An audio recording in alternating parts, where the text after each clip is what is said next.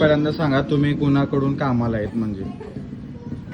सिद्धिविनायक कंपनीकडून आम्ही कामाला आहेत कॉन्ट्रॅक्ट बेसवर. आणि हे कॉन्ट्रॅक्ट बेसिसवर आहे, यांना सॅलरी काही म्हणजे परमनंट काम नाहीये आणि हे दिवसाला त्यांना पगार देतात. आणि सुविधा काय काय आहेत?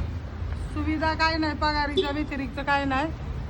PF कट होतो आणि दुसरं काही असायचं तर आमचे बंद केले. आम्हाला बोनस नाही. मला 2011 मध्ये मी जॉईंट आहे कामाला, तेव्हापासून काम करते. अजून कायम बी नाही केलेलं आणि रोजंदारीत पण नाही, 26 बी घेतलं नाही.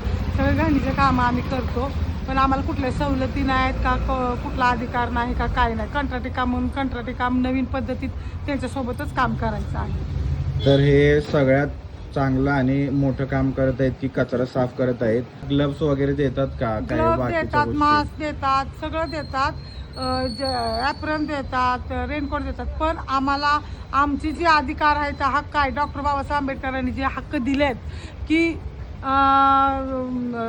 336 दिवस भरल्यानंतर रोजंदारी किंवा कायम त्याचा भरती म्हणून काढावी अशी आमची आशा आहे.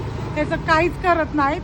त्याच्यासाठी आम्हाला सरकारला एकच निवेदन करायचं आहे की आमचे जेवढे 10 वर्षाच्या पुढील सर्व कंत्राटी कामगार आहेत, आरोग्य खात्यामध्ये, झाडण कामामध्ये, कचऱ्यामध्ये जे काम करतात बिगारी, त्यांना सगळ्यांना तुम्ही कायम करावं एवढीच माझी इच्छा आहे. ह्यांचं आपण समस्या ऐकल्या, अजून काही तुम्हाला सांगायचं सरकारला म्हणा किंवा पुणे महानगरपालिकेला किंवा तुमचे जे काही नोकरी प्रोव्हाइड करतात त्यांना काही सांगायचं? आम्हाला एवढंच आहे की सगळ्यांना तुम्ही समान कामाला समान वेतन, समान पगार द्या आणि समान कामाला समान सगळ्यांना धरा. कंत्राटी कामगार म्हणजे काय हे नाही आहेत, कमी नाही, ते बी कामच करतात.